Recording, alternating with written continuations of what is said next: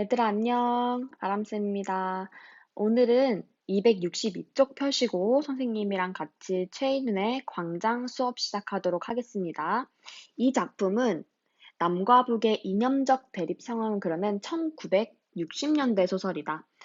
우리가 지난 시간에 배웠던 작품은 일제강점기의 문학을 배웠으면 이번 시간에는 광복 이후의 문학 작품을 한번 같이 배워볼게요. 이 작품 같은 경우에는 분단 소설이면서 그러니까 다시 말해서 6.25 전쟁을 배경으로 하고 남한과 북한의 지금 이념 갈등을 겪고 있는 내용을 이데올로기의 갈등을 담고 있는 소설이에요.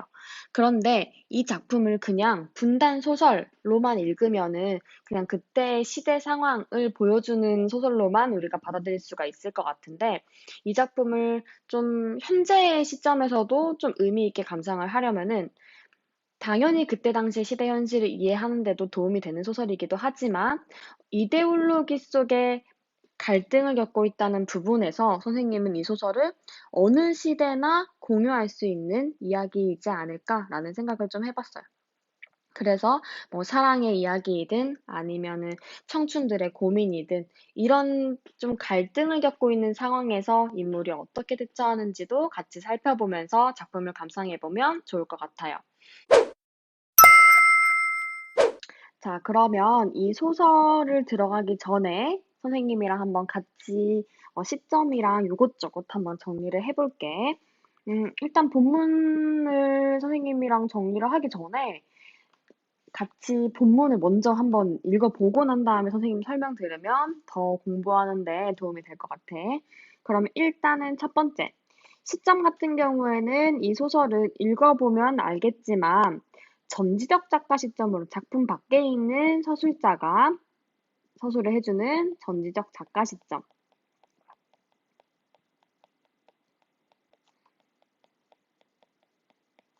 그리고 두 번째 배경을 살펴보면 시간적 배경이랑 공간적 배경으로 살펴볼 수 있을 것 같은데 시간적 배경 같은 경우에는 지금 상황이 타고르호 위에서의 이틀이거든. 타고르호 위에서 이거는 지금 현재의 시간이야.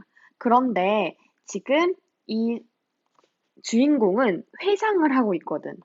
회상을 해서 언제를 회상하냐면 광복 이후부터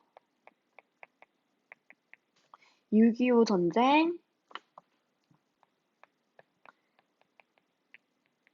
종전까지를 회상을 하고 있고 그 다음에 공간적 배경은 지금 타고르호 위니까 인도양이 공간적 배경이지만 실제로 좀 구체적으로 회상하고 있는 또 그 공간은 남한과 북한을 회상하고 있다는 거. 그래서 전체적으로 회상의 형식을 취하고 있고 여기에 전체적으로 회상의 형식을 취하고 있다는 거. 그 다음에 남북한의 이념적 문제를 본격적으로 다루고 있고 그래서 주인공의 관념적이고 철학적이고 추상적인 사색 등이 많이 나타나서 읽을 때 조금 어렵다고 느낄 수 있는 부분이 있는데 지금 우리 교과서에 실려 있는 부분은 그렇게 어렵지 않은 부분이니까 선생님이랑 같이 한번 읽어보도록 하겠습니다. 자, 그래서 이 소설의 주인공인 명준, 그리고 남한에서의 애인인 윤혜, 그리고 북한에서의 애인인 은혜, 이렇게 해서 요 인물 관계도 요 소설에서 굉장히 중요해. 선생님이 한번 같이 살펴볼게. 앞부분 줄거리. 평범한 대학생이던 명준은 월북한 아버지 때문에 치안 당국에 끌려가 고초를 겪은 뒤에 풀려난다. 그래서 남한사회의 환멸을 지금 느끼고 있다고 되어 있는데 남한사회에서 환멸을 느낀 거는 사적 이익만 추구하는 그런 사회적 모순과 부조리에 대해서 환멸을 느낀 것도 있었겠지. 그래서 명주는 애인인 윤회를 남긴 채 월북을 해서 노동신문의 기자로 일하게 되지만 현실 속에서 이념이 왜곡되어서 개인의 개성과 자유를 허용하지 않는 획일적인 북한 사회에 대해서 현실에 대해 실망하고 방황하게 돼. 왜냐면 여기서 명준이 신문 기자니까 막 글을 쓰게 되는데 막 조사가 들어와서 명준의 글에 대해서 뭐라고 평가하냐면 너의 개인적인 사상이 들어가지 않게 직접적으로 말하진 않지만 그냥 이면적인 의미를 파악을 해보면 너의 개인적인 사상이 들어가게 왜 글을 쓰니? 막 이런 식으로 명준의 글을 평가한단 말이야. 그러니까 명준은 월북해서도 자기가 만족스러운 지금 삶을 살지 못하는 거지. 이런 상황에서 명준은 북에서 만난 은혜와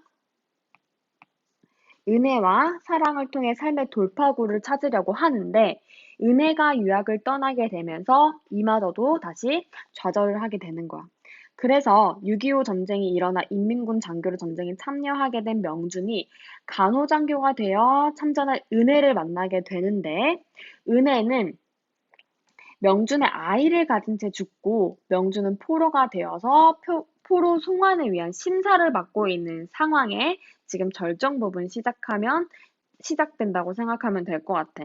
그래서 사실은 이 소설이 그냥 딱딱한 분단 소설로만 읽을 수도 있는데 어떻게 보면은 남한에서는 윤회, 그다음 북한에서는 은혜. 이래서 명준이라는 캐릭터가 굉장히 약간 좀 사랑에 대해서 좀 고민하고 갈등하고 겪는 일들도 되게 많거든. 그래서 그 내용을 한번 같이 살펴볼게. 자, 절정 부분. 방안 생긴 새는 통로보다 조금 높게 설득자들이 앉아있고 포로는 왼편에서 들어와서 오른쪽으로 빠지게 되어 있다. 네 사람의 공산군 장교 국민복을 입은 중공 대표가 한 사람. 중국 공산당 얘기하는 거야. 여기다가 적어놓을까?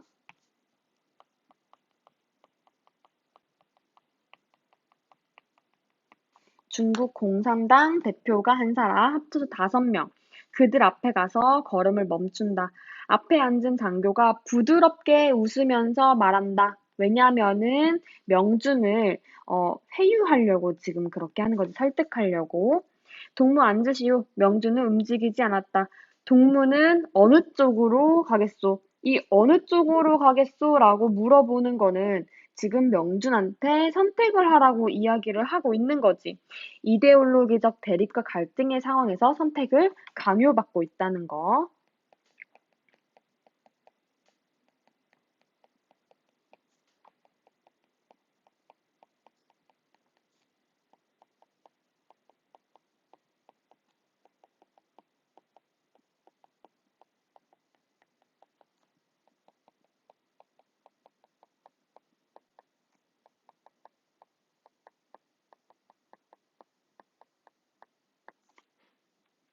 근데 지금 명준은 뭐라고 대답을 하냐면 중립국이라고 대답을 하는 거야.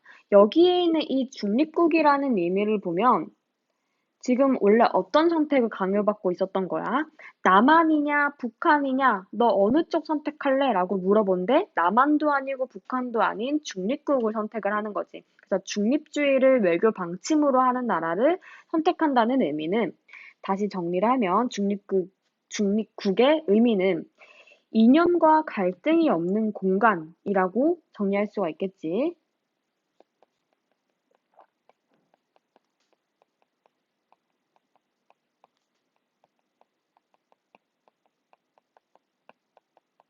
그리고 두 번째는 명준이 지금 두 사회에 대해서 전부 다 불만족을 지금 느끼고 있는데 내가 어떠한 더 노력을 하겠다가 아니라 그거를 피하면서 소극적으로 선택하고 있는 상황임도 알 수 있는 거야.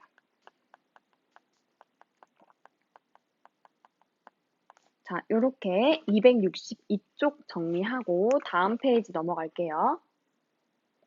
자, 263쪽 넘어가서 그들은 서로 쳐다본다. 앉으라고 하던 장교가 윗몸을 테이블 위로 바싹 밀면서 말한다. 명준을 설득하기 위해서 지금 적극적인 태도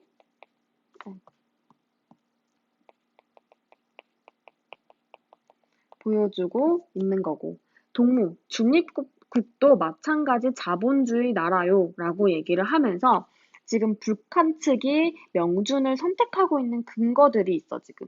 보면, 굶주림과 번제가 우굴대는 낯선 곳.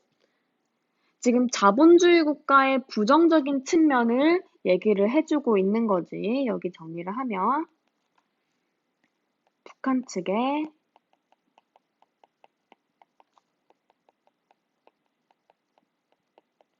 설득 근거 첫 번째, 자본주의 국가의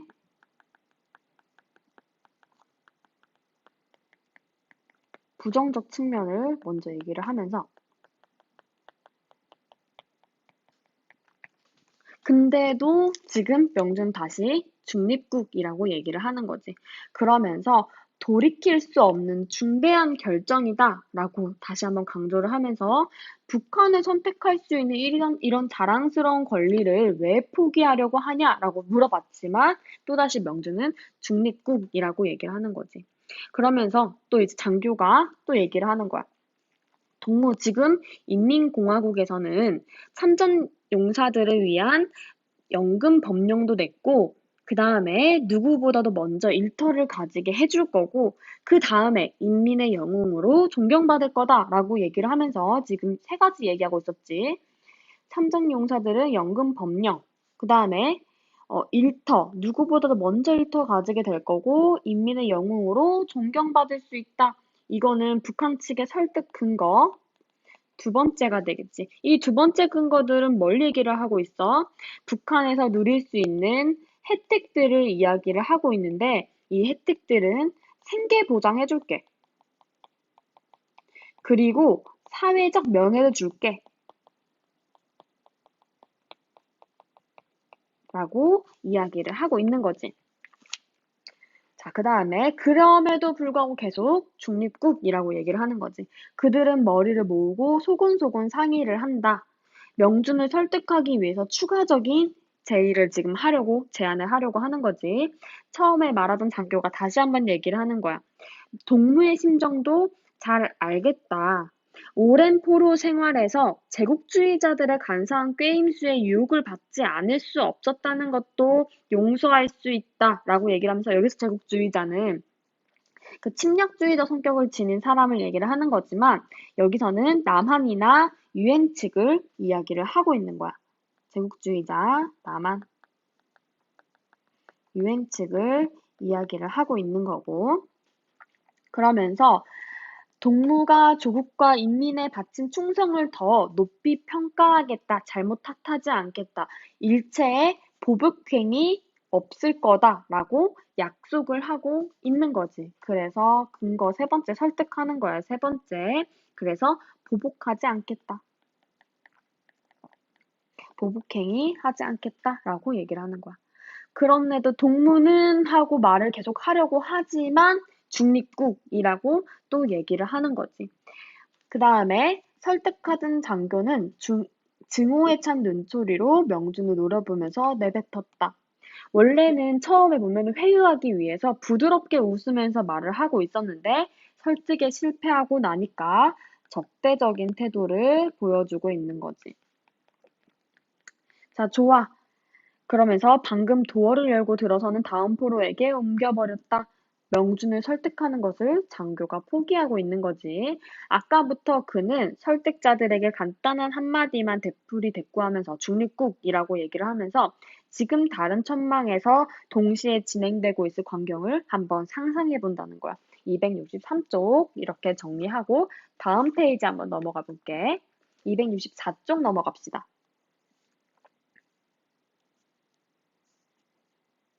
자, 264쪽 넘어가서 그리고 그 자리에도 자기를 세워보고 있었다. 명준이 지금 남한 측의 설득자를 만나는 상상을 하고 있는 거지. 그럼 여기 부분, 이 부분은 명준이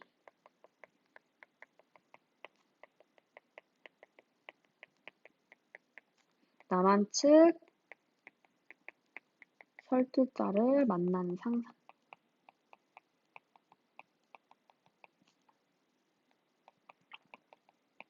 하는 부분이 되겠지.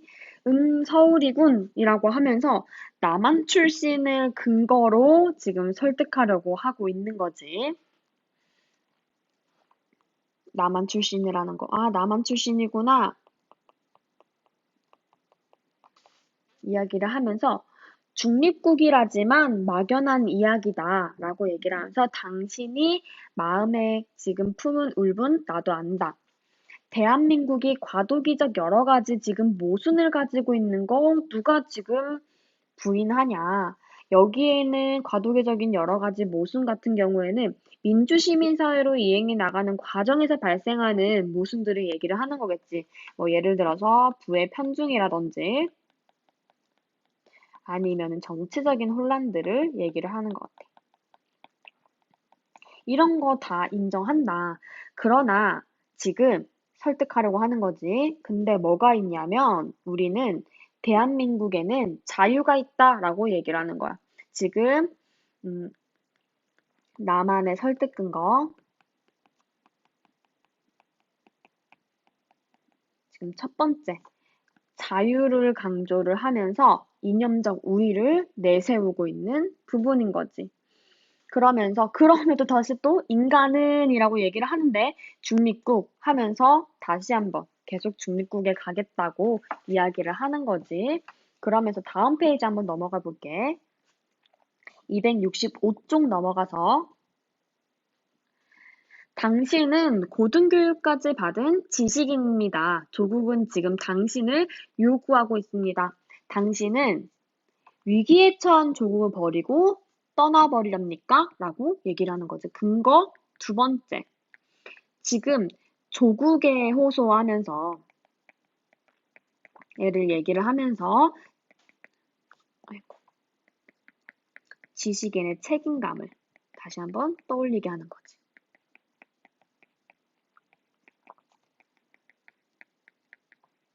그럼에도 명준은 계속 외치는 거지. 중립국이라고 얘기를 하는 거야. 지식인일수록 불만이 많은 법이다. 그렇게 얘기를 하면서 뒤에 또 얘기가 나오는 게 지식인으로서의 사명을 얘기를 하는 거지. 당신 아직 젊고 우리 사회에 아직 할 일이 태산 같다라고 얘기를 하고 있지. 여기도 한 번 더. 우리 사회에 지금 할 일이 태산 같다라고 얘기를 하는 거. 근거 지금 세 번째 얘기를 하면서 지식인으로서 사명을 이야기를 해주고 있어. 그 다음에 또 하나 더 얘기한 거야.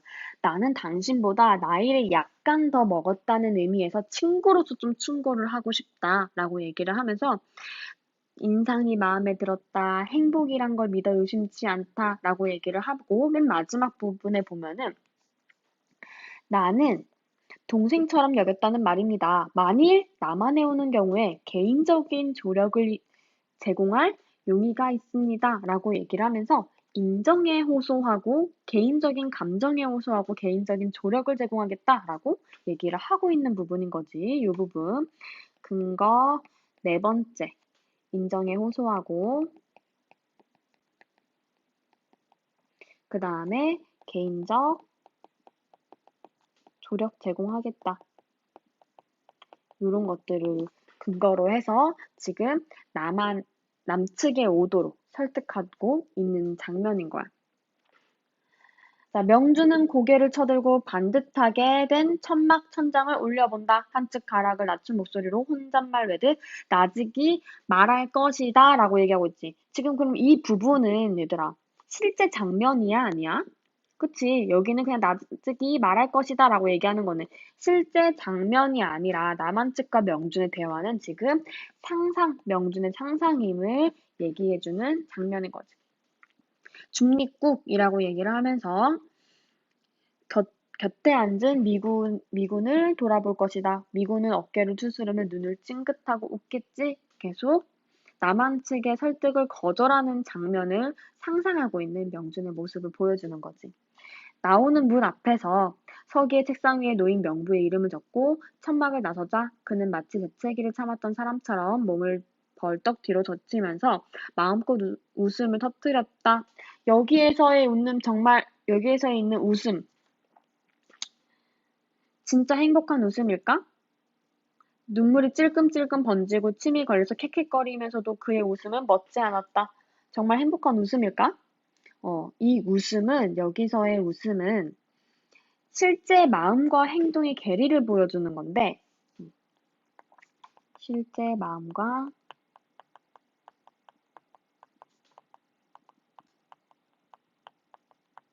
왜냐면 지금 실제 마음은 웃을 상황이야? 아니잖아. 근데 행동은 웃고 있으니까 그 사이에서 오는 괴리를 보여주는 건데 실제 마음 같은 경우에는 허탈하고